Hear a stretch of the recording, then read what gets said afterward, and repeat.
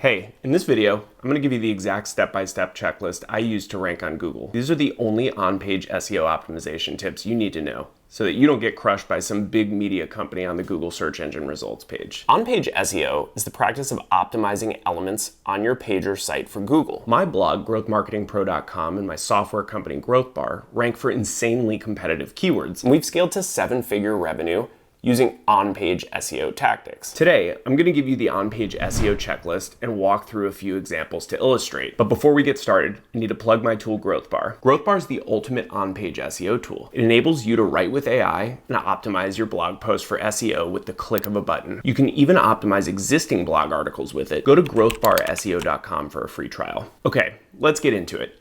Step 1, the format of your content. So you have a keyword and you want to rank.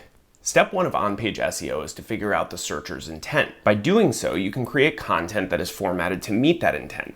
Here's what I mean. If someone searches for men's bootcut jeans, for example, their intent is to make a purchase.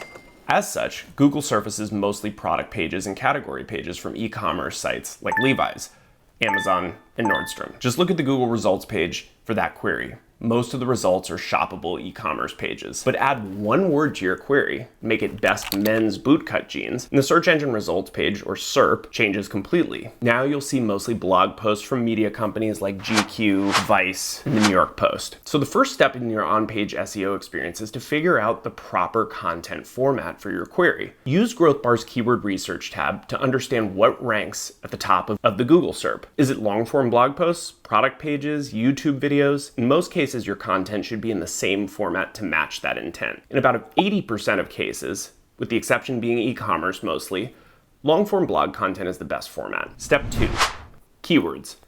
Back in the 90s and early 2000s, Google pretty much ranked web pages based on keywords alone. Some smart marketers figured out that if they stuffed keywords into their posts and pages, they would zoom up to the top of the Google rank. Fast forward to today, Google has smartened up a lot. After Google's Panda and Hummingbird updates, it began to understand page content more deeply. For instance, Google understands connecting words, synonyms, and keyword variations. You don't necessarily need to stuff your target keywords into your web page, but keywords do matter, and they matter a lot. They matter in a few different ways too. You should include your focus or target keyword in your URL slug. Google and readers will look to your URL to make sure they've landed on the right place. You should also include your focus or target keywords in a few other places. Make sure it appears in your title, your intro paragraph, and your product description. In the case of e-commerce listings, you should also use LSI keywords. LSI stands for latent semantic indexing. It's a really complicated word, but it really just means Google sees these keywords as semantically related to the topic in question. For instance, in an article about the best basketball players of all time, Google expects to see keywords like Michael Jordan, LeBron James. Tools like GrowthBar scrape hundreds of results in the Google search engine results page and identify LSI keywords to include in your content. Take this example about a blog post about the best CRM software. You'll want to include keywords like these. GrowthBar also tells you how many times to use these keywords for optimal results. You'll see keywords listed you may or may not have thought to include. Step 3. If you want to scan any web page, the text blocks that are likely to stand out are the headings. Headings are one of the most important ways to tell readers and Google what your page or post is about. H1 tags are used to denote the most important text, such as the main theme or a title of your content. H2 and H3 tags are commonly used for subheadings, and finally H4s, 5s, and 6s may be used to provide further structure within those subsections. Take this article I wrote about what is a press release. Notice the heading structure. Your headings do a few things. Headings should be beacons that guide the user through the sections that are most important to them in their query. I like to use a table of contents plugin to make this even easier. Next, your H1, and there should only be one of them, should contain your focus keyword. Google has explicitly said that it uses header tags to gather context for your page. Finally, use headers to get featured snippets. Featured snippets are highlighted sections of text that appear at the top of the Google search engine results page. While I'd rather get people to my site, it's not a bad deal to capture the real estate directly in the SERP either. Hint, use questions in your headings to have a better chance of capturing featured snippets. That's why also FAQ sections are really great. You can also use GrowthBar to create an outline for your post in just a few seconds. It enables you to drag and drop headlines from your competitors and popular Google searches. From there, you can write your post using AI. Headings matter. Don't forget about them. Even if you're doing an e-commerce product page or something that's not necessarily a blog post, make sure to include your headings. Step number 4, links. Links give Google and users a lot of context. So they're very important for on-page SEO. When we're talking about on-page SEO, we're usually talking about internal links. Internal links are links from one page on your site to another page on your site, whereas external links are ones from other sites to yours. There are a few internal linking best practices that are important for your on-page SEO. First, make sure to have navigation on your site. Most users bounce off your site if they don't know where to find the information they need. One of the easiest ways to make sure your readers dwell on site is by giving them an easy to understand header menu. Your header menu should contain the most important pillars of your site, including About Us, pricing, contact information, and other key pages. Google and readers look to your menu to determine what the most important elements of your site are. Check out sites like NerdWallet, for example, to see the importance of header navigation. They give users a ton of options to easily navigate their site, no matter which page they're on. Next, make sure to use contextual internal links in your content. Some readers may want to go from one section of your site to another. Check out Angie's List. On this page about the best plumbers in San Diego, they link to individual plumber listings on their site. They also link to helpful blog posts, additional geographies, and even directories and other plumbing jobs. When possible, use anchor text to give users and Google context about what you're talking about. Anchor texts are the words in your hyperlinks. Finally, I want to talk about external links for one quick second. External links are from your site to another site on the web. Especially if you're a blogger, make sure you link to some authoritative sites in your content. While you want to keep most of the traffic on your site using internal links, if you cite statistics, quotes, or other key pieces of information where a reference to another authoritative site would give the reader more context, it's helpful to include those. Thoughtfully placed, show Google and readers that you care about the content quality. Links help users and Google navigate your site, and they're a huge part of on-page SEO. Step 5, EAT. EAT, or EAT, stands for expertise, authority, and trust. Some SEO experts will overcomplicate EAT.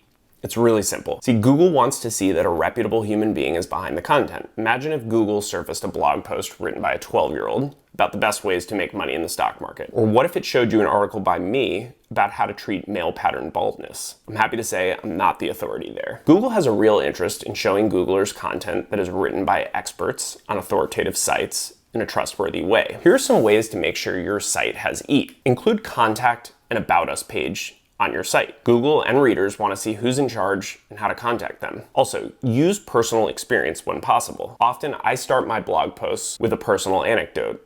First off, it's more interesting, but also it shows Google and readers that the person writing knows what they're talking about. Next, on blog posts, include an author box with a bio. Again, Google and readers want to see who's writing the content. Include a picture with credentials and maybe a little personal information as well. But you might be saying, wait, I have male pattern baldness. Will Google rank my content about it?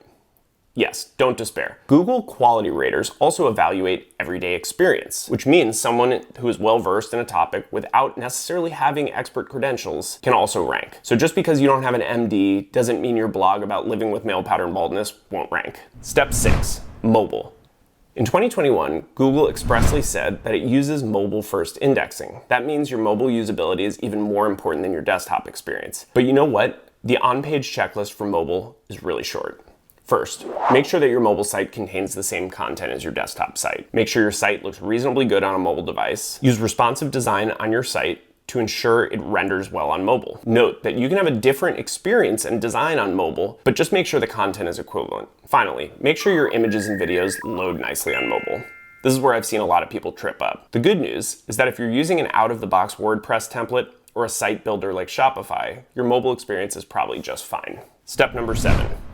Continue the search journey. Don't leave users hanging. Google cares a lot about dwell time. Dwell time is the length of time a person spends looking at a website after they've clicked on a link in the SERP page, but before clicking back to the SERP results. You've done this a lot of times, most likely. It's that brief moment when you evaluate the web page you just clicked on to visit. If it doesn't answer your question, you might bounce right off. So one of the best ways to increase dwell time on your site is by giving users logical next steps. The best next steps are via extra information or links to other parts of your site. For instance, if you're creating long-form blog content, use an FAQ section to keep readers on the site longer. Also use related post widgets to suggest other things for the user to explore on your site. Related posts can be inserted manually by you or programmatically with a plugin. These tips apply to SaaS companies, e-commerce businesses, and almost any other business. Give users FAQ or additional information about your company at the bottom of pages and posts. Also, give them related products or additional information to browse. Continuing the search journey is all about giving your users a great experience on your website. Step number 8.